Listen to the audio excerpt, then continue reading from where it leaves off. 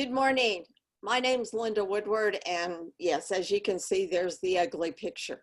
Uh, as I need to tell you about that picture, actually.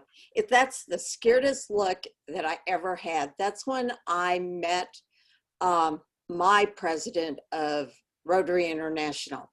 And they bring you in, they say, do not look at him, put your hand out, stand on the mark, and look forward. Well, that's the scariest thing you ever have to do. So you look ahead and you have to be real quick.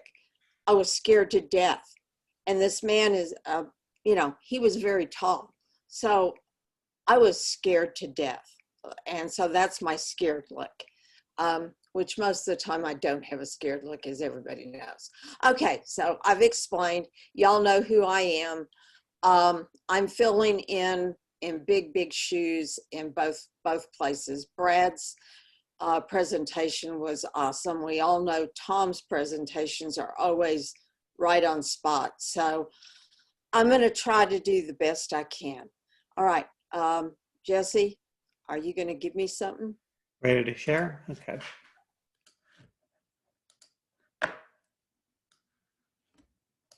Yes, mine is called Simplified because, yes, I'm a very simplistic person.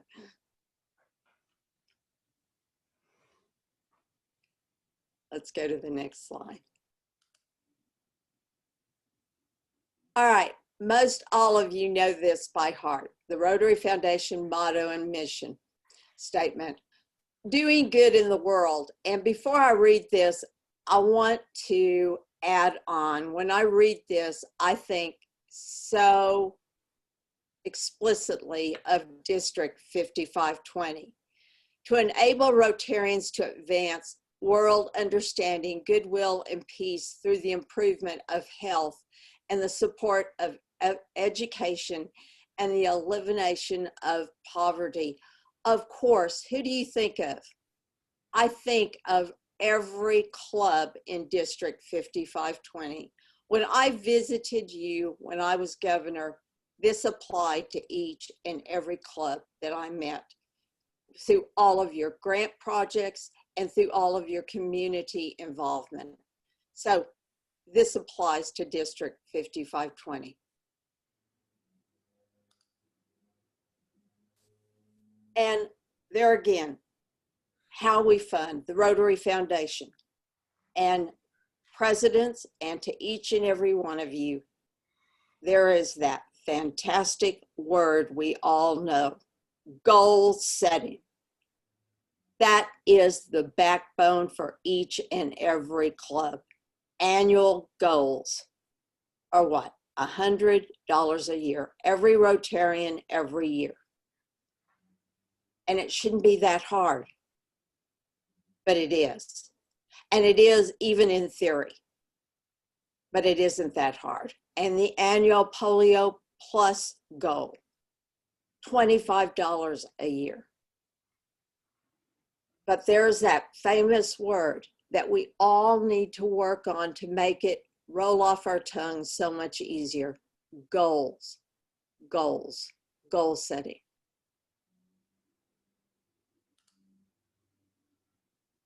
And here is this famous slide on pins. I want to talk to you first about number 5. In looking up some history, once again, about our famous Rotary pin, the Rotary wheel pin itself became the symbol of Rotary in 1906, a year after the club's formation in Chicago. In 1923, the keyway was added to signify the wheel was a worker and not an idler. The keyway is the center of the hub right here. I don't know if you can see my marker or not, but it's right in the center of what we sometimes refer to as the wheel. It is a great significance because it represents the individual Rotarian member who is the key factor in each club. And I think this is really important because sometimes we put on our Rotary pin and we don't really realize that that represents us. We are Rotary. That pin represents us for sure as the key right there in the middle. Then when you look, and I always, you know what, I'm going to single one person out. I think every time I put on a Paul Harris pin, I think of Yale Jones, because every meeting when I was younger, much younger, Yale would talk to me so much about Paul Harris pins. Now it's very simple. This is your first Paul Harris pin. Then as you grow in Paul Harris, of course, it increases each 1,000, right, Yale? You just nod your head, yes. And then there is the famous little badge of honor right here, number 3. Then, of course, here is our certificates. Here's our certificates. Then there's more, you know, Paul Harris, these pins we are looking at are Paul Harris Fellows, which today we're over 1 million Paul Harris Fellows. And as we all kind of talk about them, they're PHF worldwide, you know, and we kind of sometimes take that for granted, but that really is important. 1 million of us strong. And as I sit here, probably somebody's filling out the paperwork this weekend to make that 1,000,001 pretty significant. All right, Jesse, you can go to the next slide. All right, now, all of you probably already know all this information, but let's refresh ourselves. This is the Bequest Society. Membership occurs when you or a couple even place the Rotary Foundation in your estate plan from minimum of $10,000. Then you come down here and you have major donors. Major donors are individuals or couples who combined giving has reached the 10,000, and this is through personal contributions, not through recognition points. And that's kind of important to remember and think about, that, you know, we sometimes get that confused. That's real dollars. Then you come down here to the Arch Clump Society. That's making a combination, a cumulative contribution of $250,000 or more to the Rotary Foundation. Contributions can be in the form such as cash securities, real estate, and planned gifts. Next slide, Jesse. All right, this is the Triple Crown Donor. Now, this is a new designation award to individuals and donors who have made significant contributions to the Rotary Foundation. Leadership supports to all 3 levels. Now, the all 3 levels, that means polio, Bequest Society, major donors, and in some instances, they will include that into the Arch Clump Society too. Now, remember what I said, that's for people that are donors also. So in your club, if you have people that have donated, that are major donors into your club, they don't necessarily have to be Rotarians. You can make them a Triple Crown donor. And all of this you can find on the Rotary International website.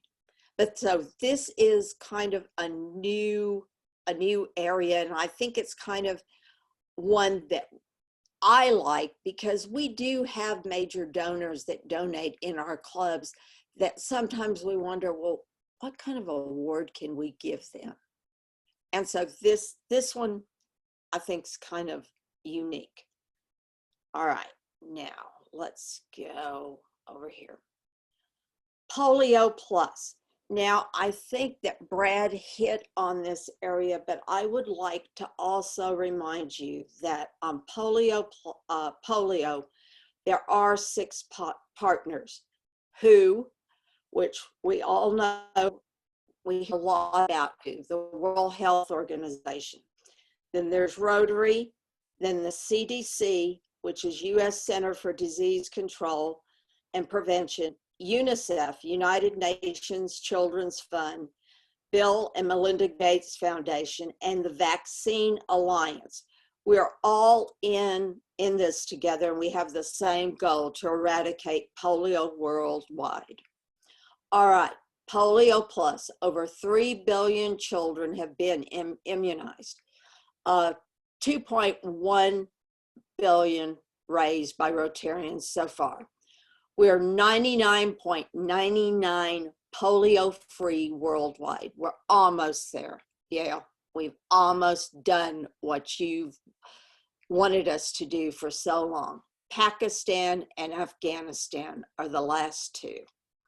Now, the Gates Challenge, which we all keep hearing about, is to match Rotarians' contributions, 2.1 up to 50 million for the year, for 5 years.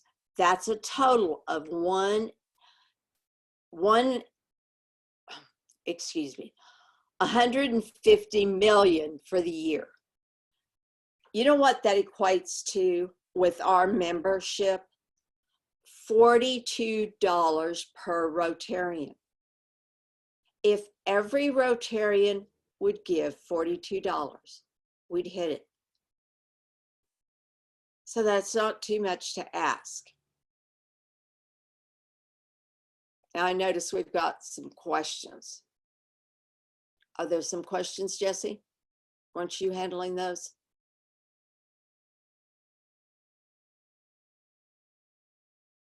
Oh, okay, never mind. Okay, all right, now let's go to the map. Okay, we're gonna pause here and we're gonna take a real hard look at this map. What you're looking at is in brown, you've got, and I have to really digest so that when I'm talking about the CVPV1 is in brown. That's the poliovirus rare strains genetically mutated from a strain in the oral polio vaccine. It is all altered during replication. Okay, that's in 3, Yemen, Malaysia, and the Philippines. All right, then we've got the 3 types, the WPV 1, 2, and 3. They're the ones that need the vaccine. And as of 2020, right now, the paperwork that keeps coming out, but remember, I send out updates, and I believe Governor Sunny does too.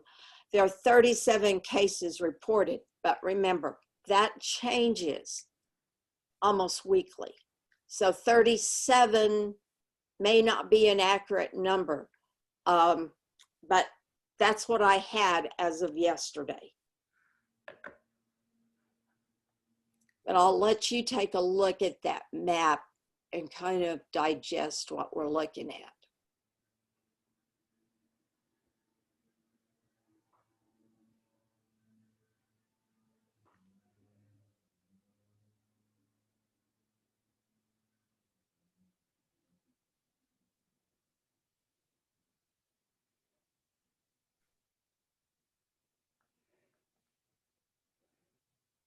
Okay, are we ready to move forward?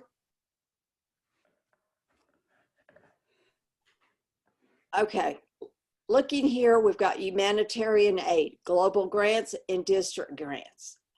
I had somebody tell me, and it's a very, very good sentence. It boils down to how can clubs get involved in looking at this? It's by giving. Very, very simple. You give by doing all these things.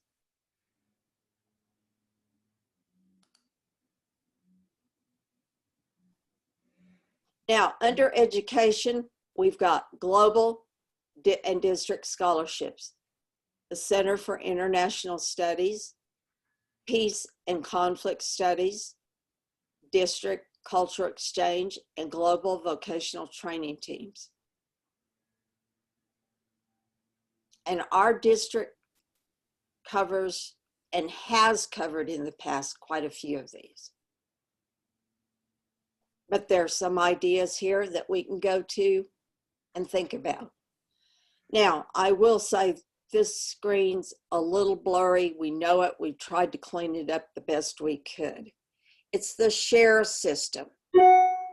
Contributions to the annual fund share. Your investments grow over 3 years. This pays to the administrative cost, and the original contribution is divided in half. And you've heard this time and time again, and we'll show this in just a minute. Every 3 years, what is done comes back to the district in the division. Now, this is the screen. We apologize. This is the best. Jesse, you did a wonderful job. Thank you. This is the share system. The original contribution from the 3 years is divided in half. The district's designated fund, the DDF, as you always hear this word, DDF. There's the World Fund. Then donations, up to half for district grants, 1.1 match for global grants, grants and programs. Then we come down here to district grants and global grants.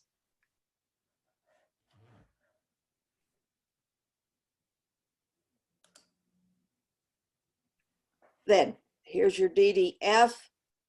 After 3 years, here we go. Funds raised. And here comes the funds spent. World Fund, 1.1 match.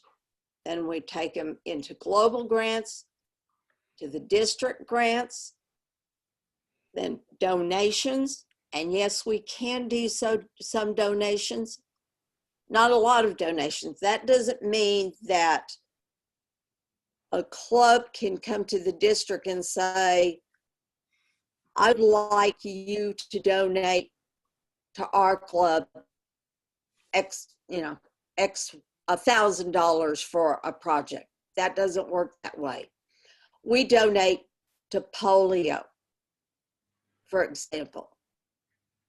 Every year, Sunny went to international, and it's requested to a governor that a governor make a donation on behalf of the district to polio, if there's money in the DDF funds, based on what was done for years ago. And sometimes you can, and sometimes you can't, but that's considered a donation. So, but like I said, a club can't get money from the donation. Okay, 100% support charitable activities of Rotary. 50% comes back to the district. Global matching grants, district and global international grants, global and district scholarships, district cultural exchange, global vocational training teams, and 50% goes to the World Fund. Global matching grants, the RI match, and peace fellowships. And I think our district has been phenomenal in partaking in all of these at one time or another. There's been times we've maybe pulled back on some, but I can't think, I think we've just been wonderful in being a part of all of this. Okay, Jesse. Okay, district grants. Excuse me. 32 clubs were approved for district grants worth $88,073. District grants don't have to be matched by clubs. Example, the COVID-19 related food banks, backpacks, scholarships, Andy and Elmer's reading, Dolly Parton reading programs, tutoring, literacy and numeracy tutoring. I had to look up that word. That sounds like an awesome project. I'm not sure who's doing it, but wow, it really sounds like an awesome project. All right, we can continue. The global grants address 6 to 7 areas of focus. District 5520 is very active. 40 clubs supporting 29 global grants. I will let you take those in for just a moment.